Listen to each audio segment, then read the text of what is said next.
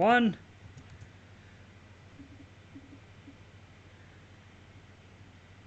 And I believe we are live again. Hello everyone, it's Thomas Marr here from formulaspy.com, and I'm joined by two of the boys. We've got Frank Parker and Luke Murphy as well, both from Formula Spy. Frank, how are you this Friday evening? I'm all right. Thomas. Doing really well. Looking forward to a good race on Sunday. If we get one. How about Good. Luke, you? Yeah, very good. Thank Got you. the Friday feeling, and hopefully there's going to be a cracking race this weekend to round it all off. Yeah, following on from Spa last weekend, we've now got 2 races in the next 9 days to look forward to, both in Italy, but probably not going to be particularly good news for Ferrari. We've a lot to pick through from the last couple of days, but I think we should start with what is the biggest story of this week, and that is after 43 years, not 43 years for Claire, but 43 years in general for Williams and the Williams family. They're stepping away from Formula One. Claire Williams is going to be leaving her position as deputy team principal. And all in all, it's just an absolutely huge changing of the guard at Williams. And Luke, I know you're a fan of Williams. Tell me what your fondest memories of Williams as a private entity has been over the years. Well, it's going to be a shame to lose a constructor of this amount of history. It's always we've seen throughout Formula One history that occasionally one of the big historical teams. They can go out of business or be lost from the grid every once in a while, and it's always a sad occasion when it happens. Williams have had so many historical moments and some great drivers over the years. Where do you stop with the names? Senna, Hill, Montoya, Rosberg, there's Jones. It just goes on and on. So it's definitely a shame to lose them. Well, lose the Williams family. It's yet to be. I don't know if the Williams name will continue or not. I'd like to think the new folks in charge of Williams would see some value in having Williams name, but perhaps shed light on whether they think that's going to stay or not. But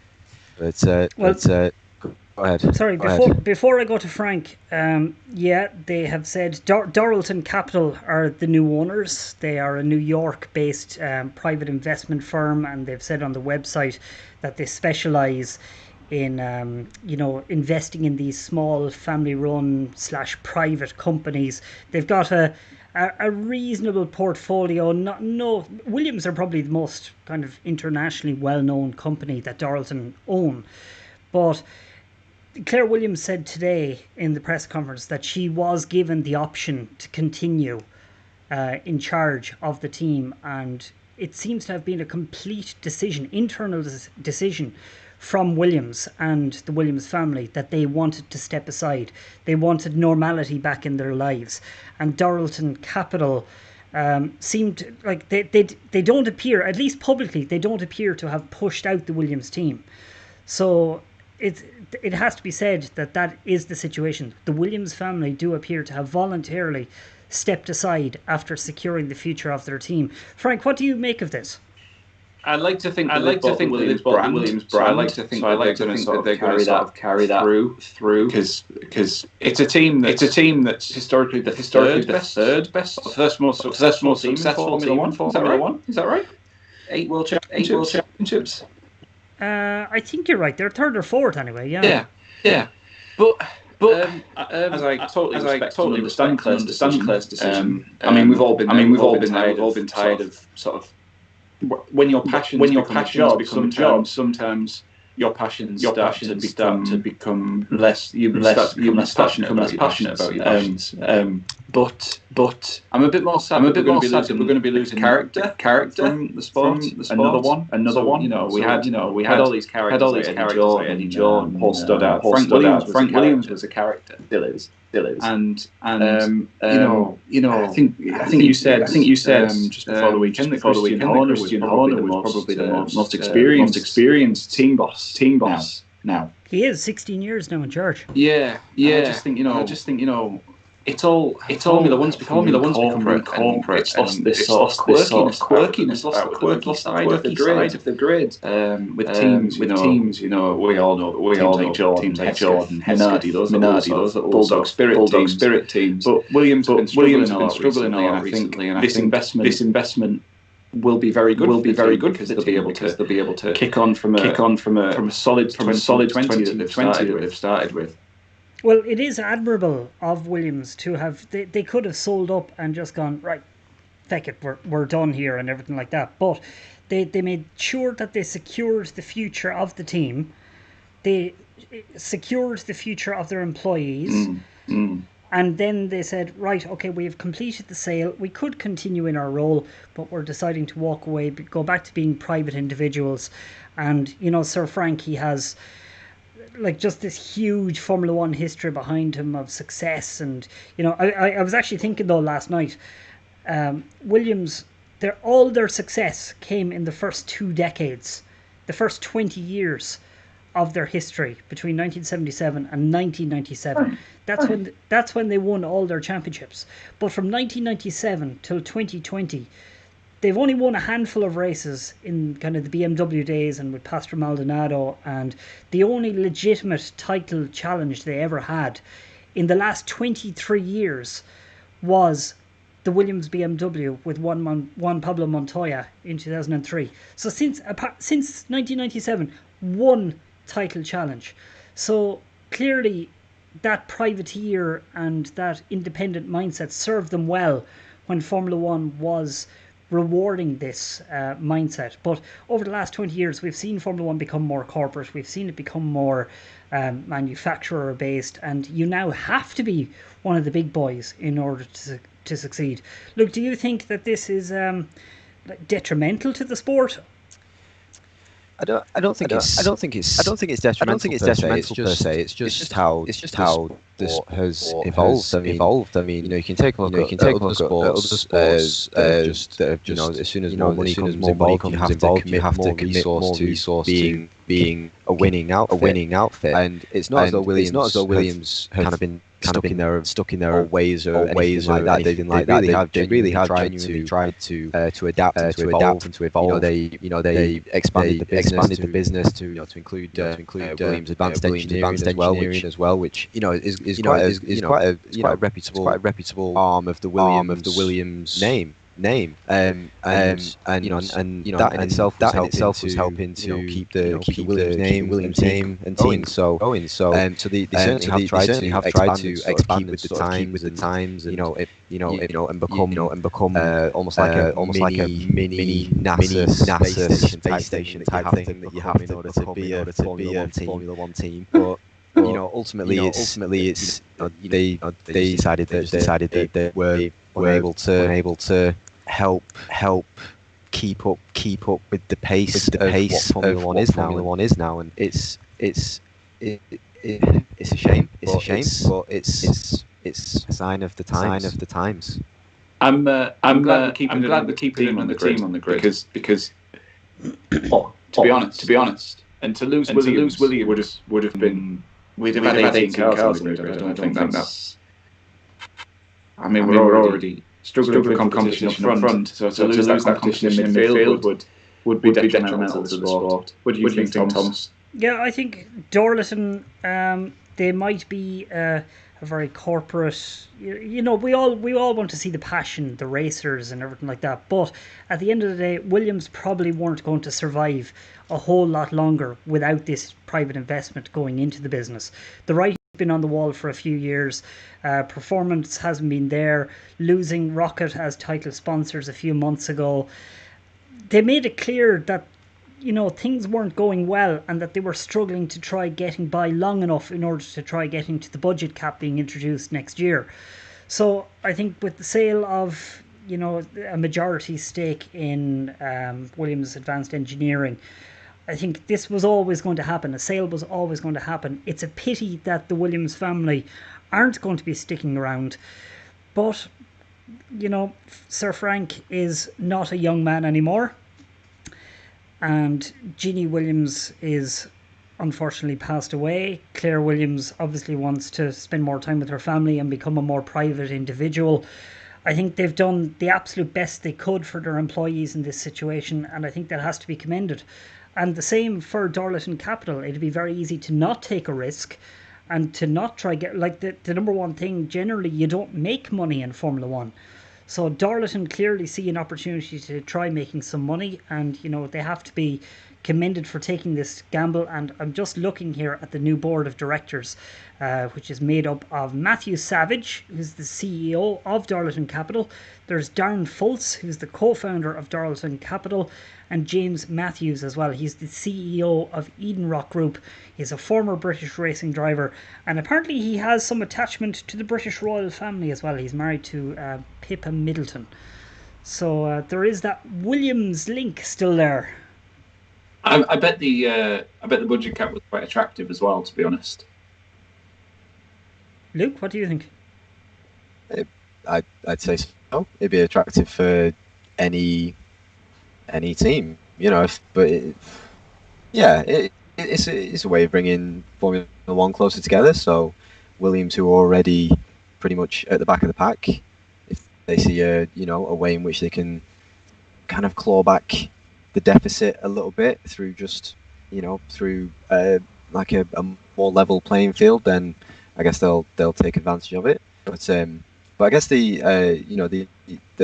group that have come on board, they probably see it as a really good, like you touched on, Frank, like it's going to be a good marketable brand for them, and they'll have weighed it up, and they'd be foolish not to lean on the Williams history and heritage, and really keep that at the forefront of who they are, and hopefully they know what they're doing with such a brand that's so precious to the sport. Absolutely. Frank, anything to add to that? No, I totally agree that word precious that you use, like these historical teams are very precious to the sport, because they're ingrained in the DNA of Formula One, and there are a few words that you think of when you think of F1, and you think of Ferrari, McLaren, Williams, all in that sort of bubble. So yeah, we have seen big teams like championship winning names disappear in the past. There's been the likes of Brabham, Tyrrell, who else? I've forgotten everybody else off the top of my head, but. Yeah, like Tyrrell are probably the main one. Like at one point, Tyrrell were the dominant force in Formula One, and in similar situation, they were sold off to British American Tobacco back in 1997, and they just vanished. The Tyrrell name vanished. Darlington have come in and have publicly said that they want to preserve the heritage of Williams, and they want to continue the Williams name. They want to keep the factory at Grove. And the fact that they've publicly said all this, I think, puts a certain kind of pressure on them to try sticking to their word. And I look forward to seeing what they can do and what Williams can do with the extra finance. Yeah. Because as you see with a lot of these teams, once the name changes above the door, it can pretty much open the floodgates to there being several name changes in quick succession, because Tyrrell bought by BAR, which became Honda, which became Braun, which became Mercedes. So yeah. They can trace that lineage back to Tyrrell. Yeah, definitely. So yeah. Hopefully they're true to their word and keep the Williams name. And with that extra money, they might be able to afford, hiring top talent. Not saying that the Williams people aren't talented, but to be able to bring in the really big names like I won't say Adrian Newey, but names like that, they might be able to attract them to come on board. Maybe they thought they had that with Paddy Lowe, but that didn't meet a very good end. But no, that was a shambles. So yeah, but yeah, hopefully they have people who who know their way around a motorsport team, or at least know people who can navigate a motorsport team very well and can bring in the right people. I hope we don't see the last of Claire, because she's really, really passionate, driven. You know, she's had the weight of that team on her shoulders, really, even though she's the deputy team principal. And I just think that the sport's a loss without her, and a prominent sort of female figure in the sport as well. So hopefully she'll stay around. Claire is one of the most impressive people I think I've ever spoken to in the Formula One paddock, simply because she appears to be unflappable. Even in the face, I remember when at the start of 2019, when it became obvious that, pre-season testing was proving a disaster, she met with all the written media, I think, on day 2. The car wasn't there, but she met with all the media, and she faced us all, and she just greeted us with a smile and was like, "Oh, you're all very interested this morning, aren't you?" And it was just that layer, that sense of she was unflappable, and I think that that sternness in the face of adversity, I think, was very beneficial to Williams over the last couple of years. Yeah, agreed.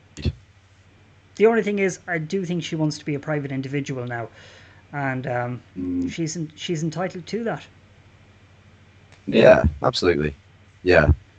But the good news for Williams, just having a look at the results from today, is in FP1, Roy Nizani was quicker than Sebastian Vettel.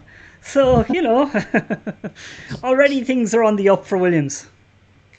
So I don't know whether it's fair to laugh or not.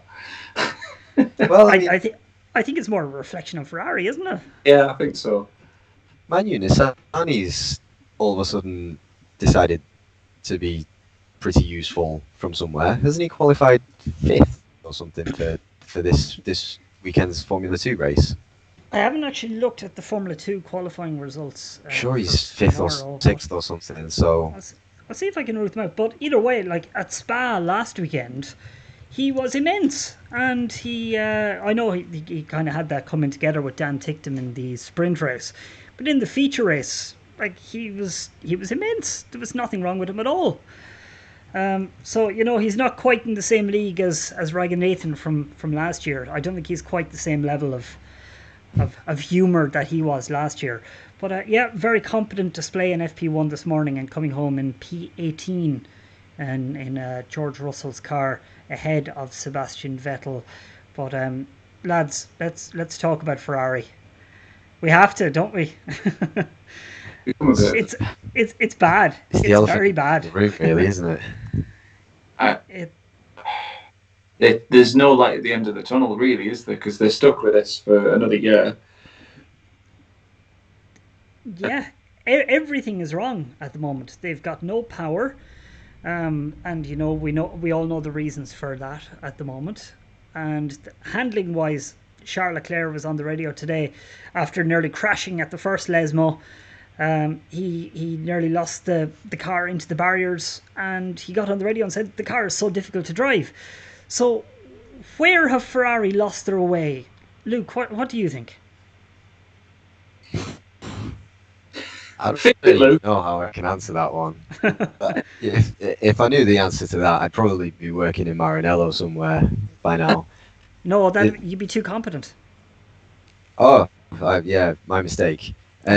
It's, they really, for whatever reason, to do with the power unit, I'm not too sure of the kind of the finite elements of what aspects of the power unit were so advantageous that was now that's now been taken away.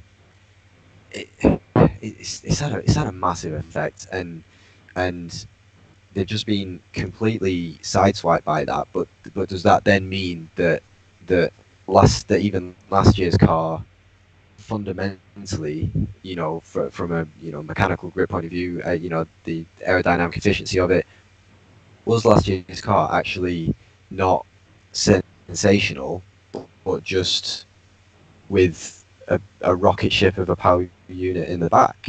So are Ferrari, in fact, not too far away from where they would be anyway, but just minus the power unit boost.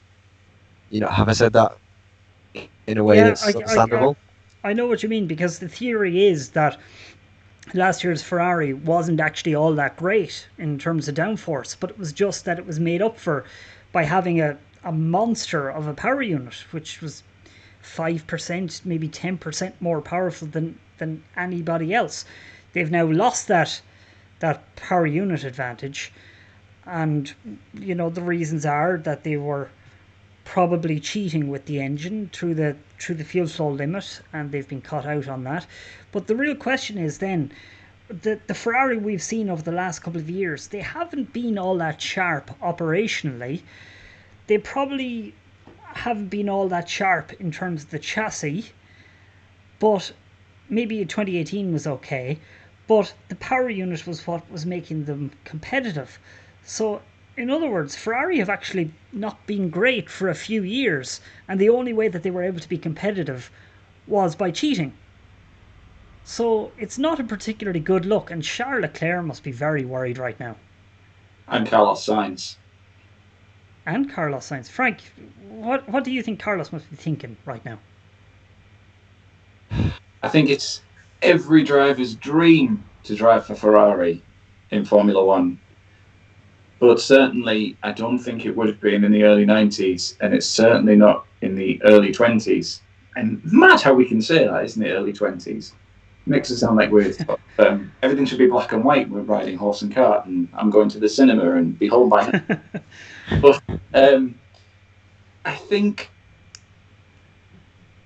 Carlos will be worried. I think he's been one of the most unluckiest drivers this season, and I outwardly he'll be positive. He'll be, singing the praises of the team, but inwardly, I think he'll just realise he's probably made a massive mistake. I would, if I was him. I can't speak for him. McLaren are a team that are certainly going places. Ferrari are a team that are going another direction. And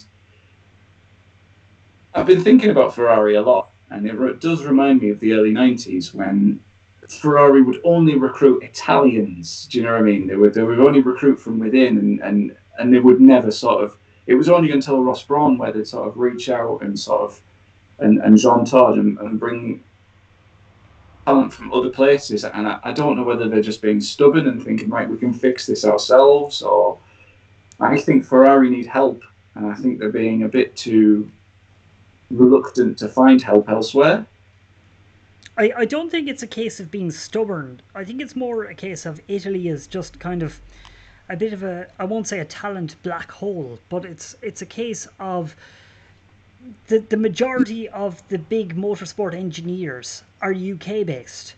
And even when Ferrari did manage to attract some of those employees, and the obvious one being James Allison, they lost. Now I know Allison had his own personal reasons for wanting to go back to the UK, but at the same time, he apparently was homesick in Italy, and he didn't want to be in Italy, and that's the reason why possibly maybe Ferrari aren't going to be able to attract the likes of Andy Cowell either at the moment. Why would Andy want to uproot his entire life from the UK to switch over to Ferrari, even if Ferrari write him a blank cheque in order to come and help them out of their current woes? Why would he want to move to Italy? Okay, there are a lot of reasons why you'd want to move to Italy. Yes, Italy's great in so many ways. But if your life is set up and established and you're a mature man living in the UK, why would you want to uproot to go to Italy? Well, they're going to have to get the younger up-and-coming talents then, who are more likely to take a risk and go abroad for a bit before they've properly settled down or anything like that. Or, better yet, Ferrari could do what Toro Rosso have done and set up a facility in the UK, which Toro Rosso have. It's in Bicester in the UK. And who are Toro Rosso?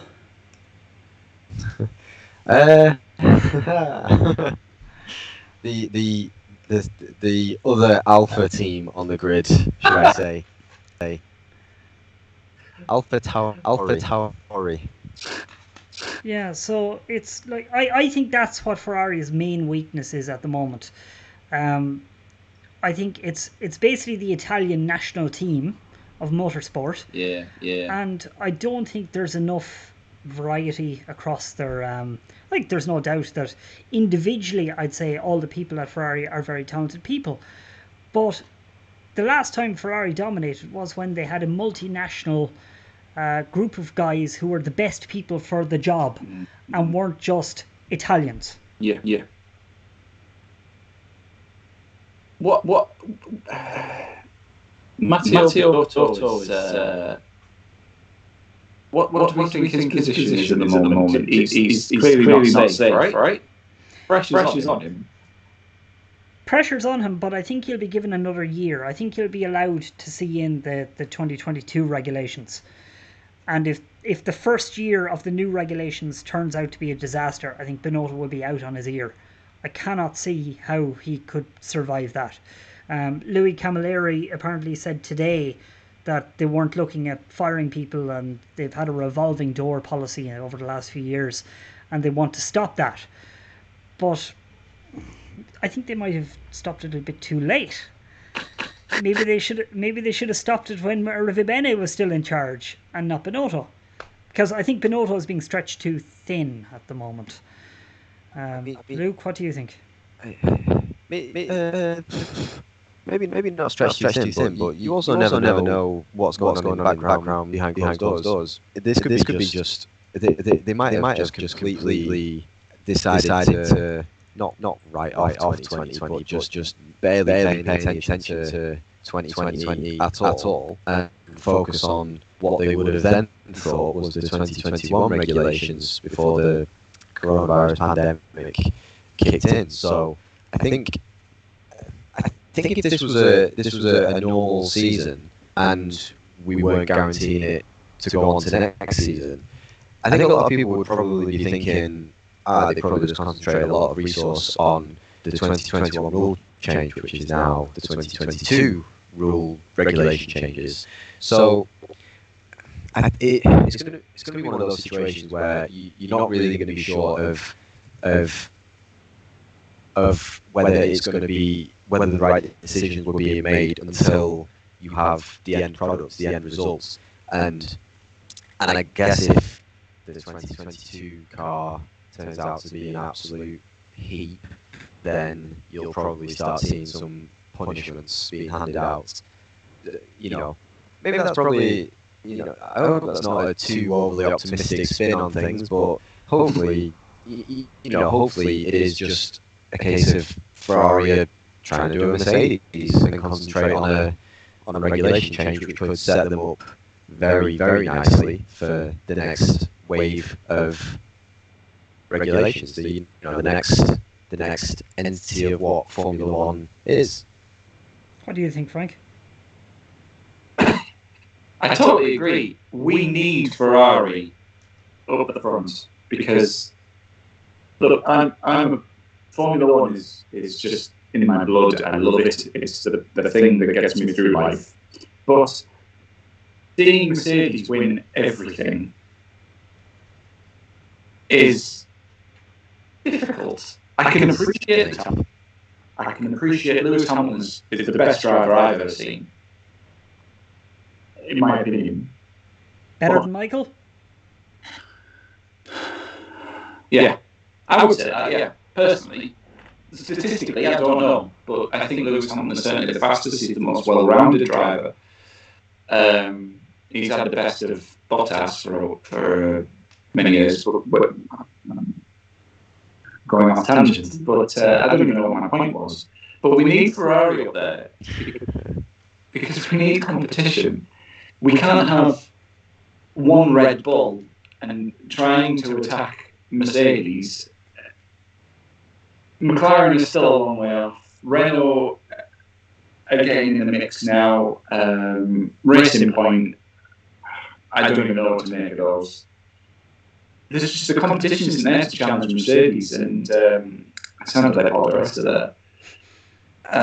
And Ferrari have been Mercedes' closest competitors for the hybrid era, certainly. And we need them. We need them to pull the finger out. The pressure's on from me and from everybody else, because I don't think this level of competition is good for the sport. No, and I don't think it's a case of Ferrari have a right to be up there fighting with Mercedes or anything like that. No team has the right for that.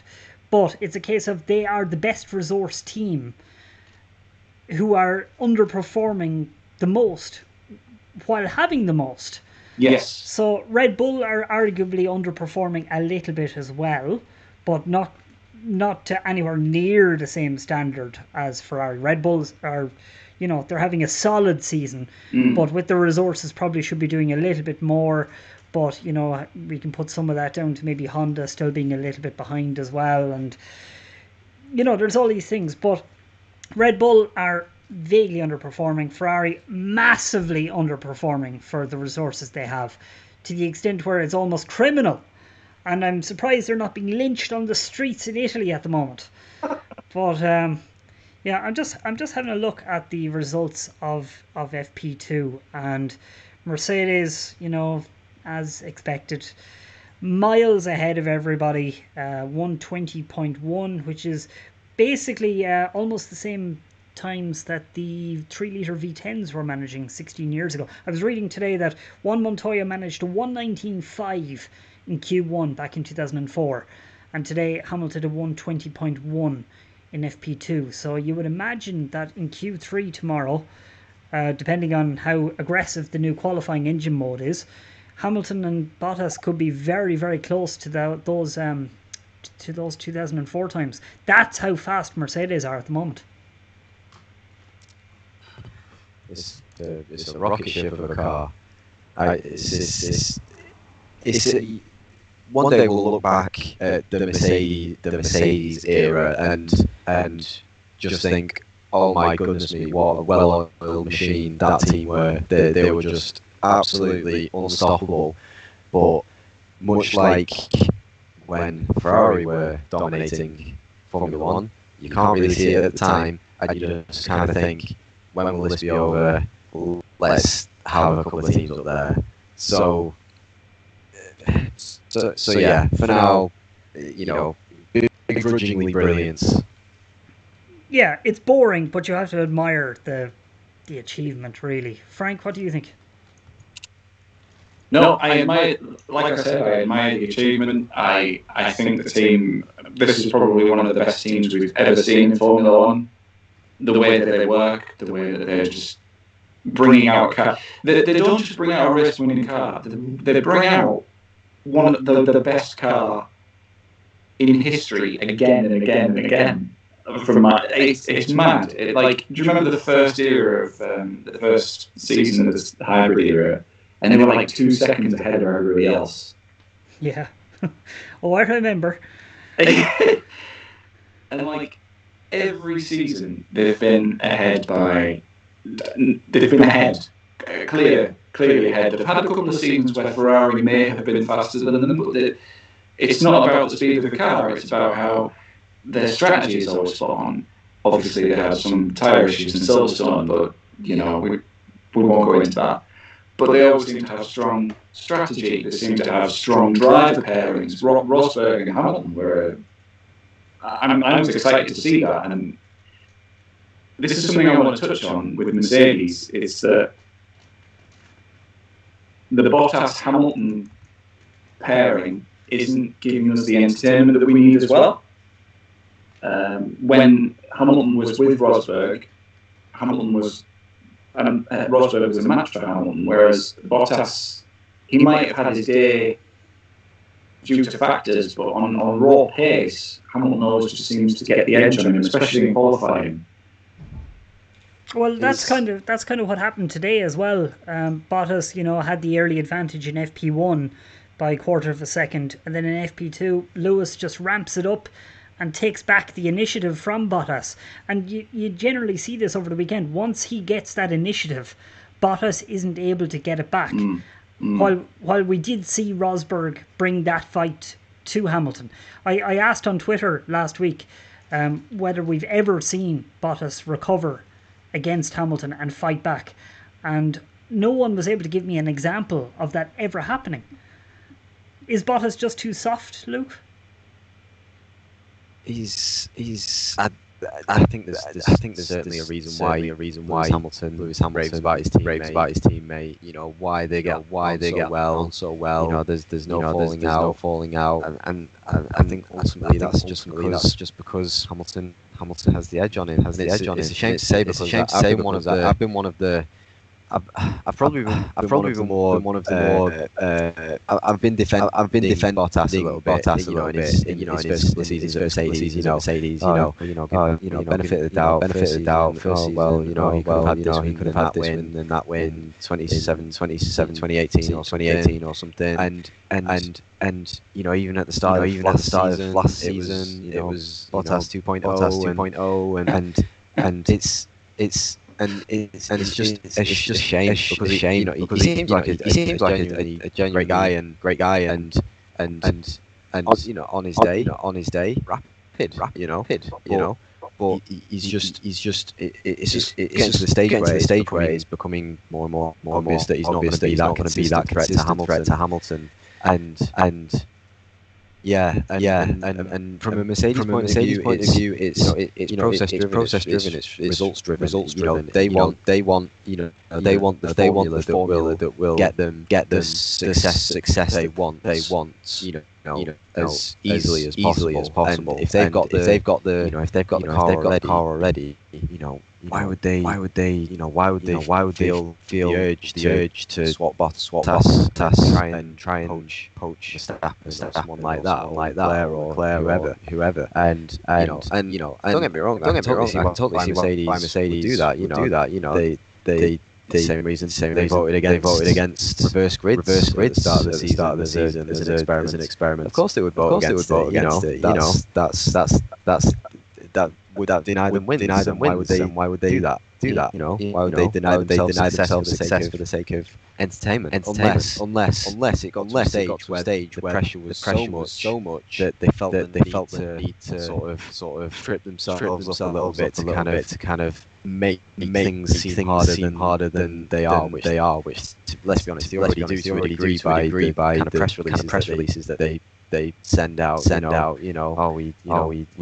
think on the back foot this weekend. We think we're the major threat this weekend. All that kind of stuff. So yeah, I can totally understand why the driver lineup is why it is right now.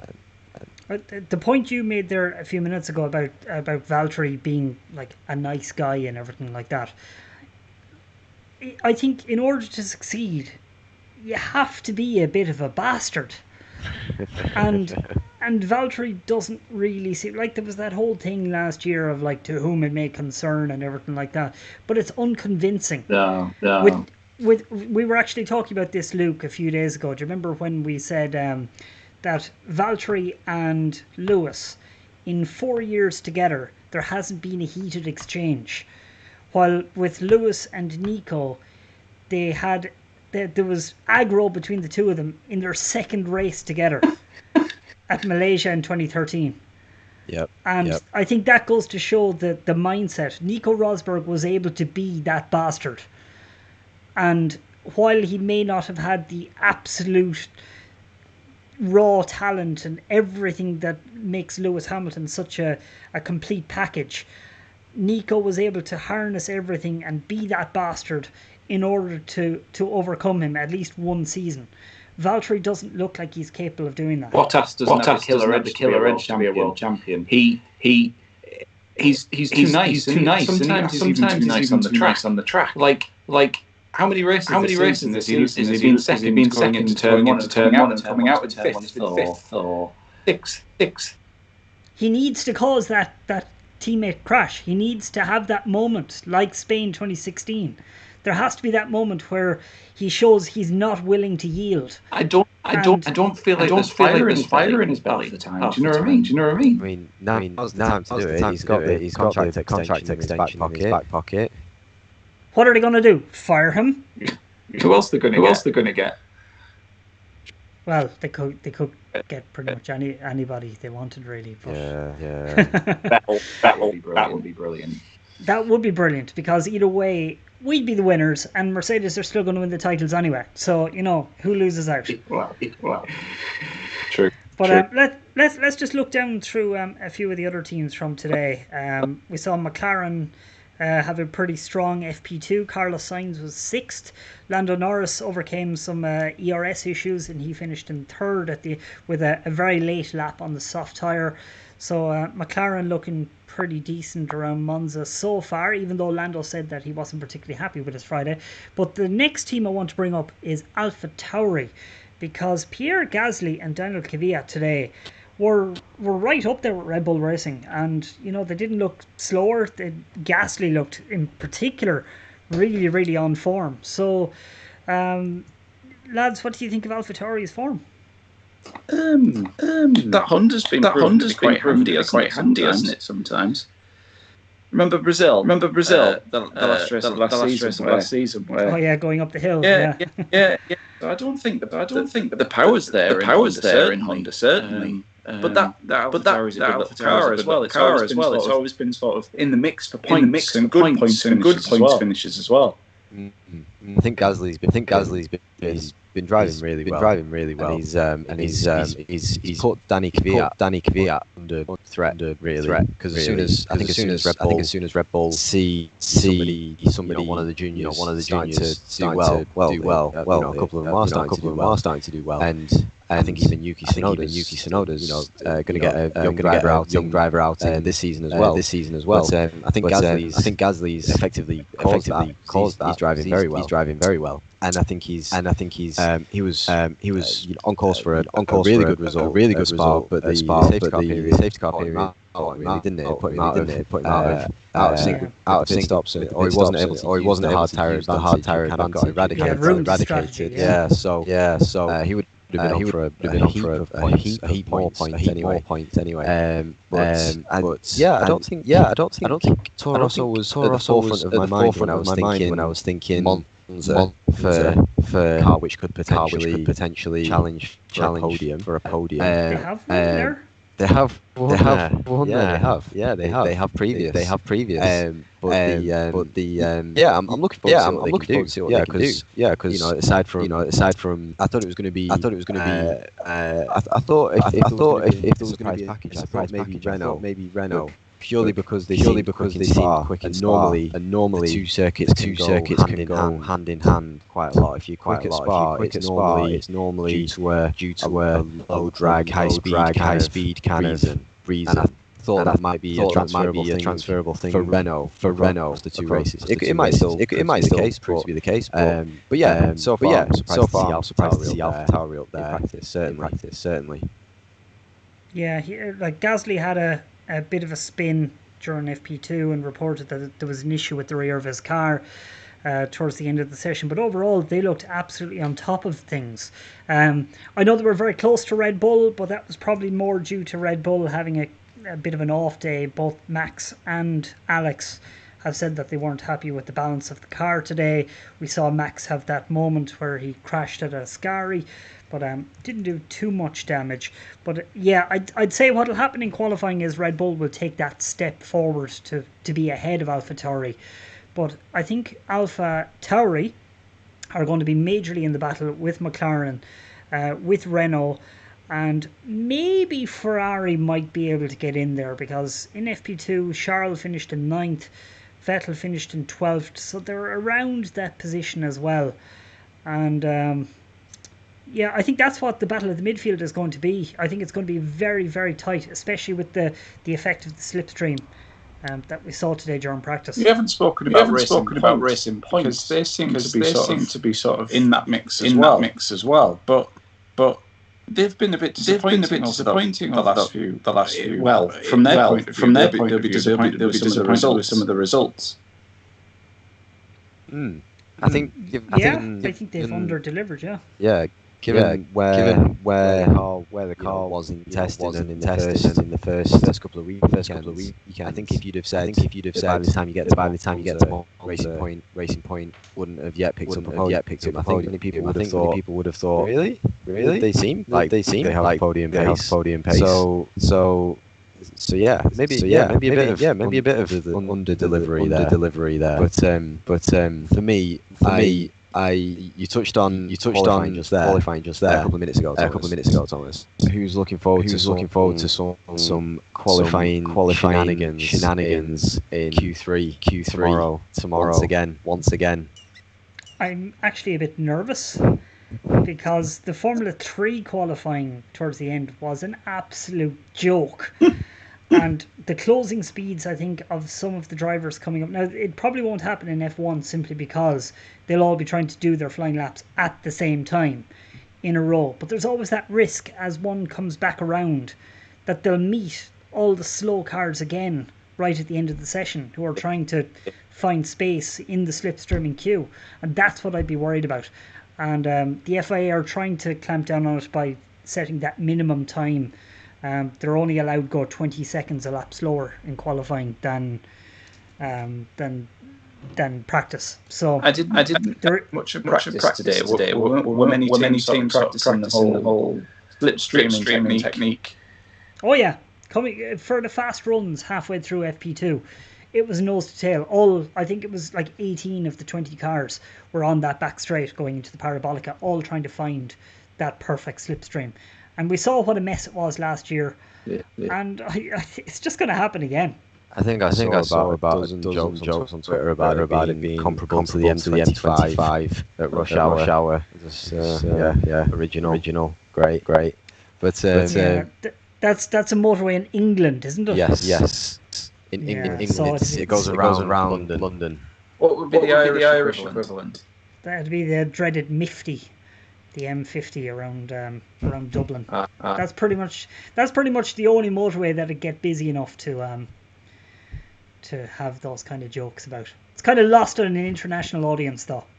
Perhaps. But I think everybody's I think all the fans are secretly looking forward to the qualifying chaos. Because I think deep down a lot of people want something to have a communal touch at, don't they? You know, like oh, this isn't good. Oh, it's not good for Formula One. This something along those lines. Yeah, just watch Twitter. Oh yeah. So watch Twitter tomorrow. What were you going to say there? I was just saying, like it can't be good for Formula One. Everybody's talking about something. There's nothing wrong. What's that phrase? There's no bad publicity. Is that right? Yeah, unless there's a bad crash, but that's not particularly good publicity. No. But I'm just having a look at the times, and from third Lando Norris to Roman Grosjean down in P18, it's 1.1 seconds. Wow. That's pretty tight. That entire midfield group, especially at Monza, I suppose, with the slipstream and the DRS, it should be a pretty close bunch throughout the race. So hopefully behind the Mercedes, who are romping away to a 5-lap win, hopefully we'll have a good battle for third and below. We'll see it start that in qualifying tomorrow. I think so. I'm looking forward to this whole debate all over again when it comes to the Bahrain outer circuit. Everyone seems to be already moaning about the ring. With 55-second lap time. That's going to be a mess. It's going to be great. It's going to be great to watch, though. It's going to be fantastic entertainment. Probably terrible from a sporting perspective, but it'll be grand. Agreed. What can we say? It's a race, and we didn't have very many of them a couple of months ago, did we? So no. And it wouldn't be like a Formula One audience to not complain about something. No. So, I think that's probably it for practice reaction. Anything you guys want to add ahead of the weekend? No, nothing in particular. No. I think you've covered pretty much everything. Who's your shout for pole, Luke? Lewis. Frank? Lewis. Me. Hang on, as well. let's put a better question. Who's your shout for sneaking onto the podium? Oh. Sainz. Norris. I'm gonna go I'm probably going to be boring and say Max because it's always Max. Right. I don't know if Red Bull don't look quite as hooked up this weekend, so I'm going to say if it's going to be someone other than Max, I'll go with Lando. I'd love for it to be an almighty scrap for third place. I think if there's a track where things like that can happen, it'd be Monza. I think. Yeah, we want it to be decided like in the last corner. They're fighting, jostling for the line and stuff. Oh, that'd be good. Like the good old days. But also, before we go, just to acknowledge that tomorrow is the 50th anniversary of Jochen Rindt being killed at the Parabolica during Italian practice. So, going to have a drink for him tonight. Yeah. So, right, lads, let's hope for a good, safe weekend. And thanks for joining me today. And we'll have you on again very soon. So long.